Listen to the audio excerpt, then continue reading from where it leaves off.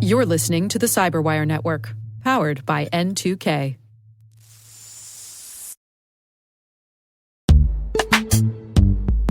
Looking for ways to reach leaders and decision makers? The CyberWire reaches over 50,000 readers and over 250,000 unique listeners each week, making us the largest B2B cybersecurity podcast network. Feature your brand with the source that top security leaders choose. Start filling your funnel today by visiting thecyberwire.com/sponsorship. That's thecyberwire.com/sponsorship.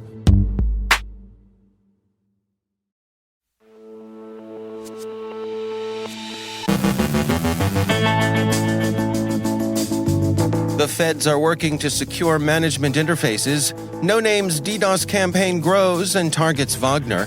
An update on the unidentified hackers attacking a Russian satellite communications company. The role of OSINT in tracking Russia's war. Rick Howard speaks with Becky Weiss from AWS about the hard math behind security. Our guest is Manoj Sharma of Symantec to discuss the security implications of generative AI and cyber awareness over a holiday.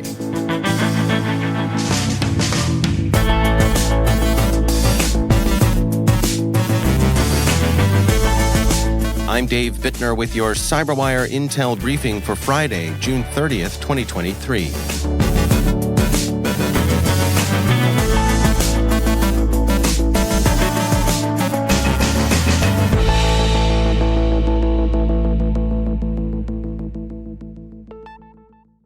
Earlier this month, the U.S. Cybersecurity and Infrastructure Security Agency issued Binding Operational Directive 23-02, mitigating the risk from Internet-exposed management interfaces. Researchers at Census have discovered hundreds of qualifying devices that will need to be secured in order to comply with the directive. The company's report says, Census researchers conducted analysis of the attack surfaces of more than 50 federal civilian executive branch organizations and sub-organizations.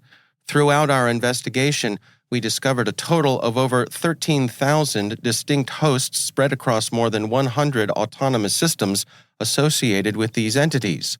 Examining the services running on these hosts, Census found hundreds of publicly exposed devices within the scope outlined in the directive.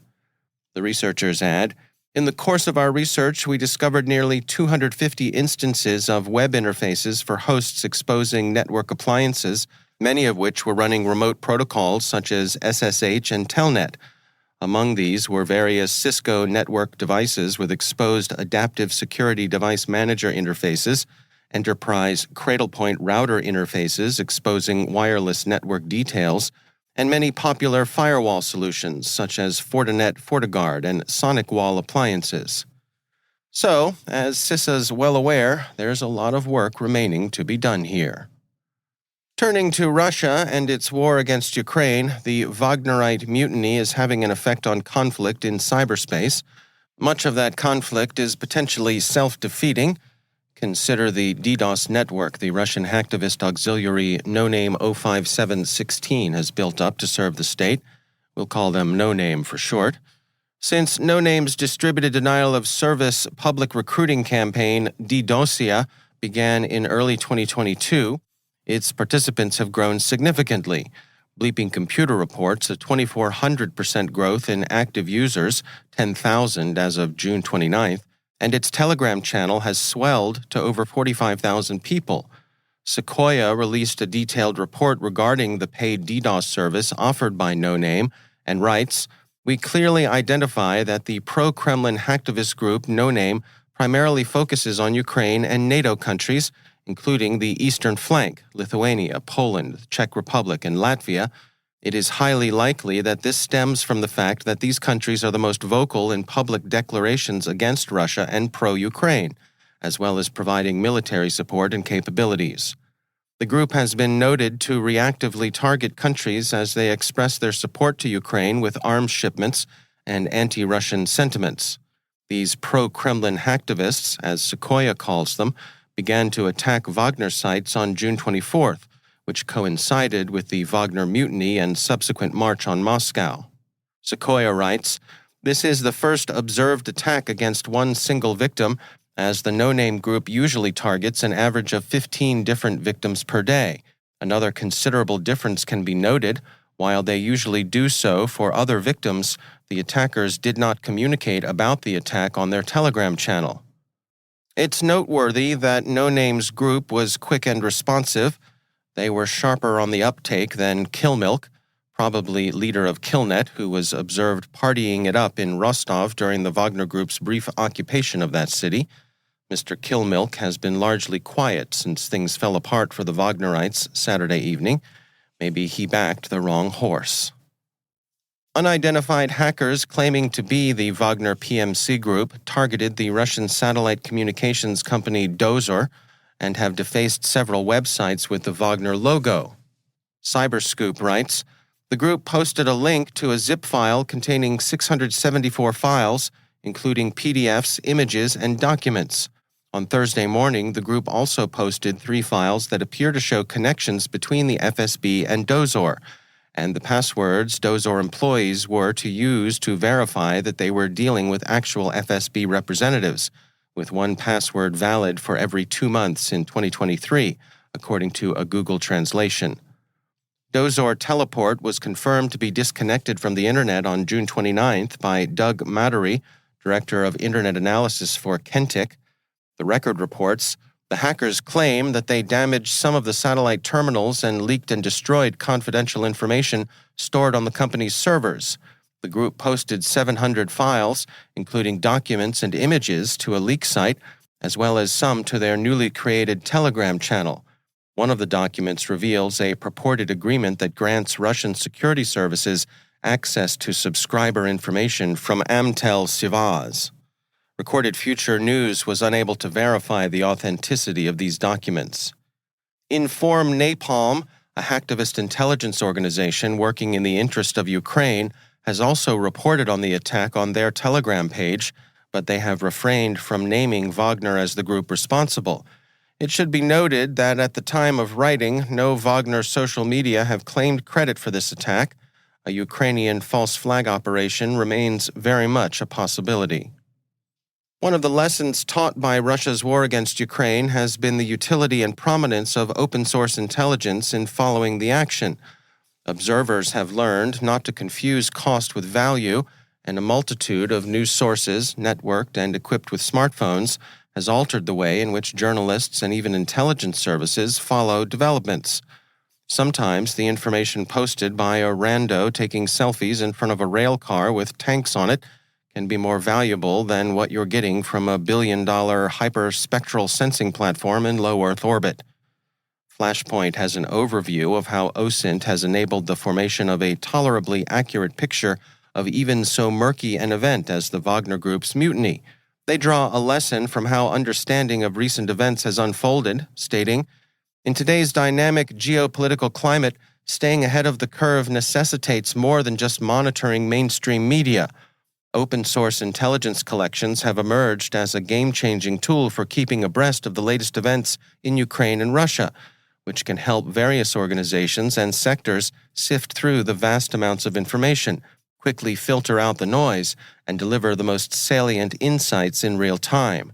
The recent events in Russia showcase the value of this intelligence resource in offering a multifaceted perspective on ground realities." And, we'd add, it's striking to see the extent to which even mainstream legacy journalism has come to incorporate information gained from the social media crowd in its reporting. Social media, and especially Telegram, have been a principal source of information about the march on Moscow and its consequences. They've also provided a useful check on official statements.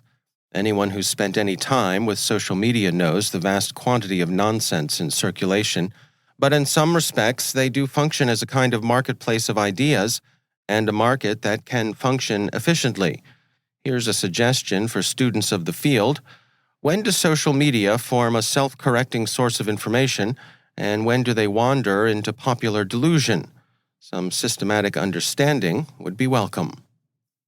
Holidays are traditionally times of heightened cyber threat. This weekend begins the U.S. Independence Day celebrations, and attacks are to be expected. See our website for some advice from industry experts. And remember, threats aren't really born on the 4th of July, but they get itchy around the holidays.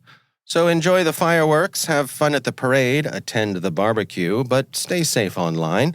We'll be enjoying the 4th, and we'll be taking Monday and Tuesday off. We'll be back as usual on Wednesday. In the meantime, enjoy the holiday if you observe it. A British friend of the show does, only he celebrates it as Good Riddance Day. That hurts, but still, the guy's got a point.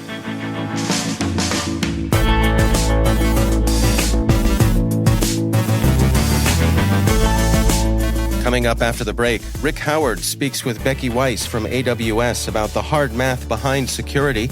Our guest is Manoj Sharma of Symantec to discuss the security implications of generative AI. Stay with us.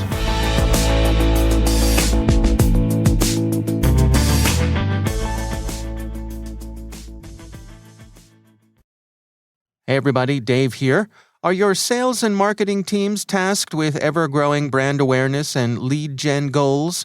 The CyberWire is a great way to put your message into the ear of decision-makers across cyber and help fill your funnel. We have great sponsorship opportunities available, but we're filling up fast. Contact our team now to learn more about how sponsorship of the CyberWire can help build your business at thecyberwire.com/sponsor.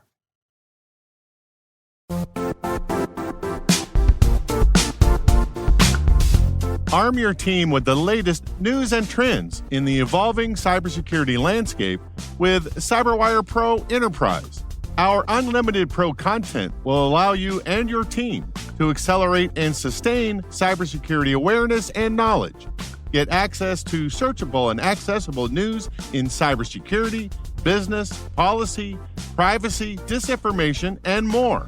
Find out about our education and military discounts by inquiring at thecyberwire.com/pro.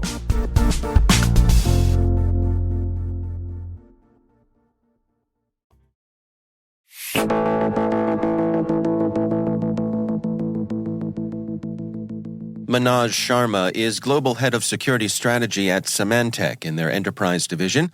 Like many of us, he and his colleagues watched with great interest the release of ChatGPT and other generative AI based on large language models, with an eye on its potential for good or harm. We looked at this from multiple angles, if you will. I mean, can this tool be used? Is it mature enough to produce something meaningful that can be used in a malicious kind of an intent? And as we were contemplating, I received this one call from one of our account managers who works with one of our largest customers. It's like, Manoj, we need to talk. I'm like, sure. And the opening statement the customer made was, Manoj, we have an existential crisis. Like, coach me. Tell me more. And their answer was, well, I'm really afraid that this tool is going to create a lot of problems for us. And we are a bunch of experts that serve larger, smaller, all kind of communities. And I'm afraid that our experts would use this tool to find answers that they should be looking for in the researchers that we subscribe to and so on and so forth, real attributable research knowledge. And they would go to this tool, find an answer to a question, get it wrong, and then use that in knowledge in making business decisions, if you will. And if that gets wrong, then I am opening myself to a lot of potential financial penalties in terms of lawsuits, if you will. So I'm like, so what are you expecting me to do? They're like, I need guardrails. I need guardrails for people when they're going to these tools. Now, I can give you more examples on this front. Is imagine a company that processes the mortgages, if you will. A part of mortgage processing is letter writing. You write letters, right? I mean, imagine this for a minute. If somebody, not saying it's going to happen or happen, it's a possibility. And I'll give you two more examples on that front. Is the fact that if somebody who's processing that loan application took that loan application and wrote a letter for it, they didn't like the way it came out and took all of that copy and all that text and give it to ChatGPT to rewrite it for it. It's going to work. It's going to work great. But the problem is that text may have some PII and very personal information about the individual or the entity you're doing business with. And you don't know how that information will be used by that large language learning models, if you will, and where it will show up. So this vector has become a primary concern for our customers for losing important data, either by intent or by a mistake. Well, when you talk about guardrails, are we talking about something along the lines of, security training that we do for our employees? Or are we talking about technical solutions or a blend of both? It has to be a blend of both, and let me put that in perspective. What do you think about it? So even Broadcom, the company I work for, we have a policy that came out as soon we discovered these tools, and how few other companies, and Samsung got in trouble by using the code and sharing the code, if you will, on these tools. Our engineers are not supposed to upload or download code from these tools, if you will, right? Attribution and privacy and so on and so forth. And this is the reason why most of the larger banks in America have actually blocked access to this tool already from their environments. And so when you build a policy and you train your users on don't do this, and you have the certification programs, and I agree, but then how do you enforce it and how do you report on it that it's not happening? So when we talk about guardrails, there of course is a coaching and training of the employees that is happening. But in addition to it, the technology controls and measures need to be put in place that people don't do these things even accidentally, right? So what we do at Symantec, and this is like a very small change in our intelligence that we generated and enabled our customers actually to clearly identify who are the users and which users are going to which ones of these tools. There's so many tools out there, Dave.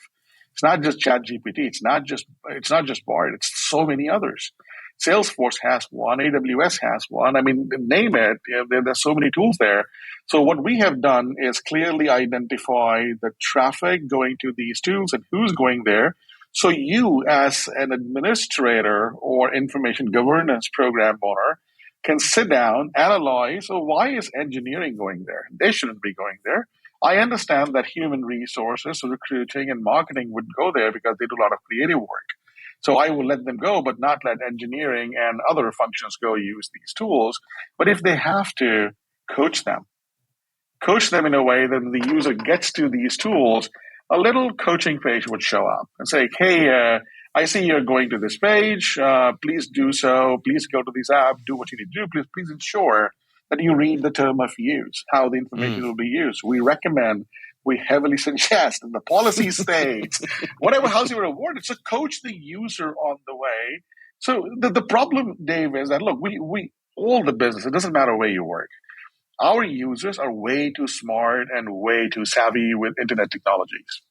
If you block them from going to this tool, and everybody's very curious about it, if you block them from going to these tools from their network, from your corporate devices, they'll find another way to get there. Right. Well, and that was going to be my next question, which is like, I can imagine this being an irresistible temptation when it comes to folks making their own shadow IT. Well, you bet. It's a classic use case for shadow IT. So the idea here is the best way that we found working with our customers is guardrails. Coach the users, let them go there, but coach them on the possibility of your data that you're uploading will show up somewhere, and that may cause legal liabilities. Don't download code that may be copyrighted code. So coach the users, tell them, and then put additional controls that when the user is uploading something or asking a question, you're monitoring what are they uploading, what does the query looks like. So our technology allows you to capture that data. And then if we find in that conversation that this is PII, this is sensitive data that shouldn't be going, we'll block it before it gets there in real time. That's Manoj Sharma from Symantec.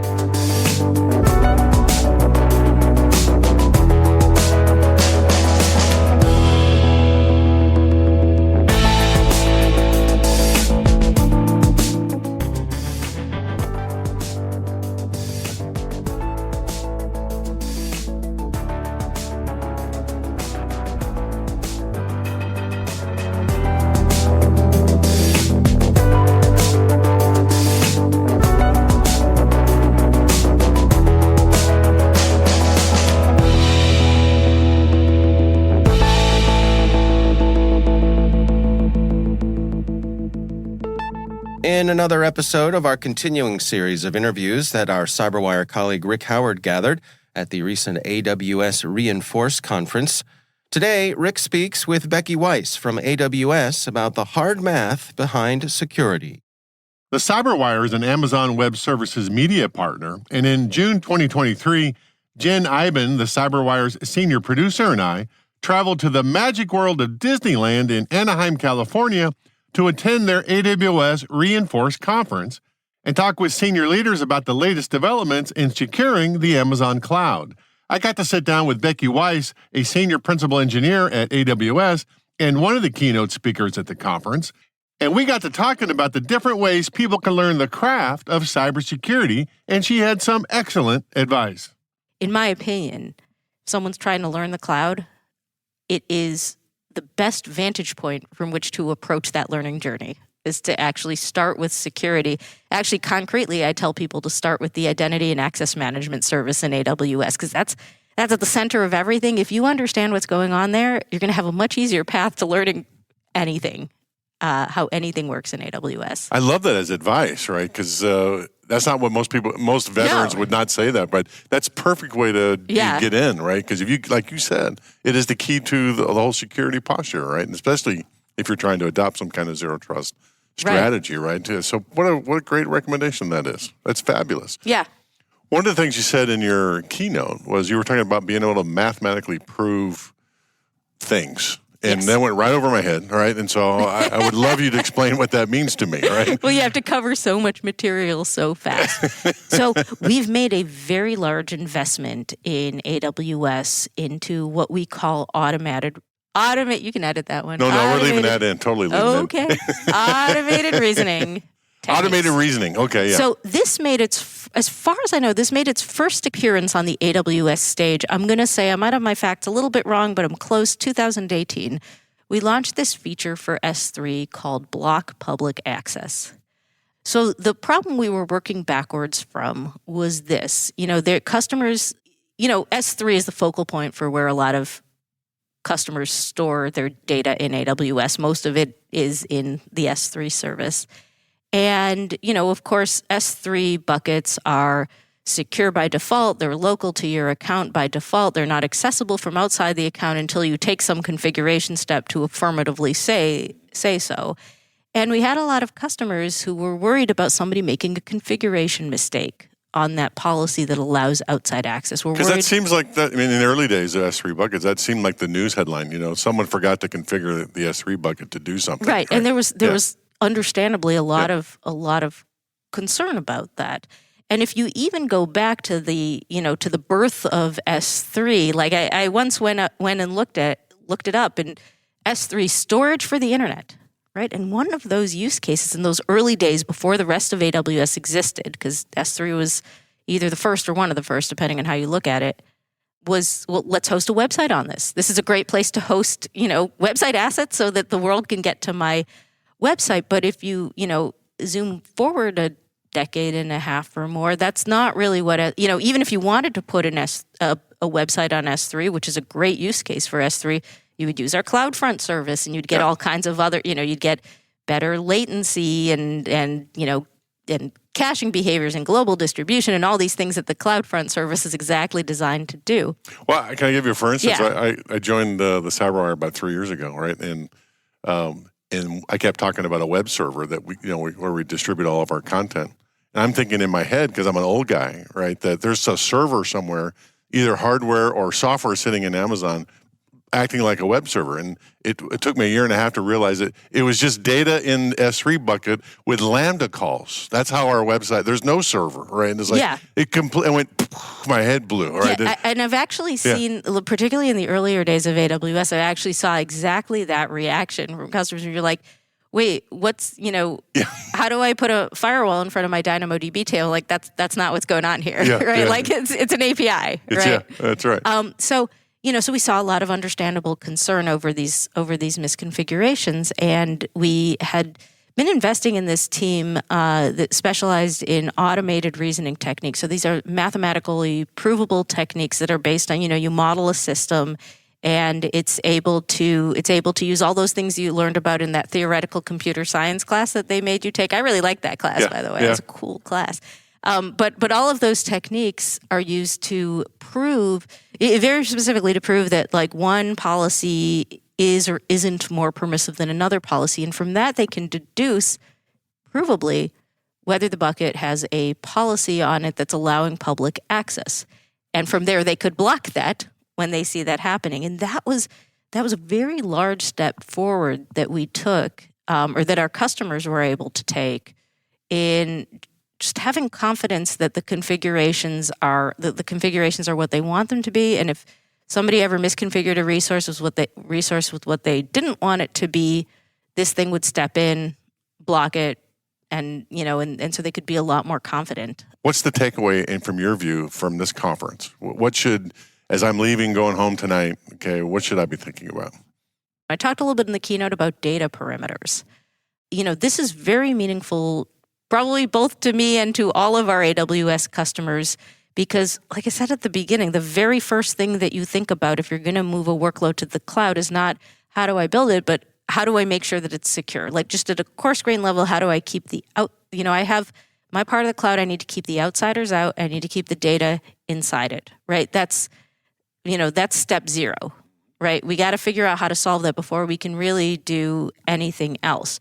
And our data perimeters efforts work backward directly from that. And, and we've made quite a few steps along this journey, meaningful progress for the last couple of years, even before we were using the term data perimeters. This is something that we are very, very attuned to. And we have a great white paper on it that if these ideas resonate with, if you're listening to this, these ideas resonate with you, look up AWS data perimeter. You're going to find a really actionable white paper with good guidance in it. Excellent.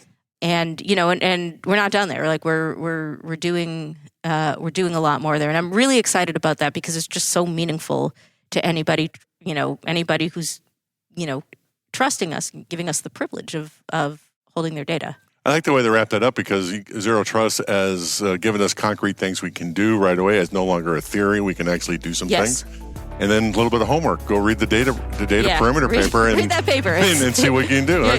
You'll definitely pick up something you want to do from there. Excellent. Well, thanks, Becky. Thanks for coming on the show. Thank you so much for having me. Yeah. That's the CyberWire's Rick Howard speaking with Becky Weiss from AWS.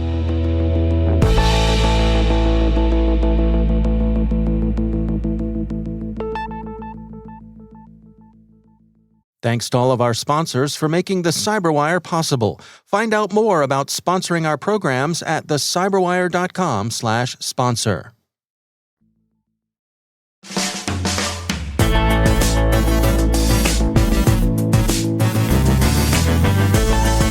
And that's the CyberWire. For links to all of today's stories, check out our daily briefing at thecyberwire.com. Be sure to check out this weekend's Research Saturday and my conversation with Daniel Dos Santos, head of security research at Forescout. We're discussing their insights from a recent exercise his team conducted on AI-assisted attacks for OT and unmanaged devices. That's Research Saturday. Check it out. We'd love to know what you think of this podcast. You can email us at cyberwire@n2k.com. Your feedback helps us ensure we're delivering the information and insights that help keep you a step ahead in the rapidly changing world of cybersecurity. We're privileged that N2K and podcasts like the CyberWire are part of the daily intelligence routine of many of the most influential leaders and operators in the public and private sector, as well as the critical security teams supporting the Fortune 500 and many of the world's preeminent intelligence and law enforcement agencies. N2K's strategic workforce intelligence optimizes the value of your biggest investment, your people. We make you smarter about your team while making your team smarter. Learn more at n2k.com. This episode was produced by Liz Irvin and senior producer Jennifer Iben. Our mixer is Trey Hester, with original music by Elliot Peltzman. The show was written by our editorial staff. Our executive editor is Peter Kilpie, and I'm Dave Bittner. Thanks for listening. We'll see you back here next week.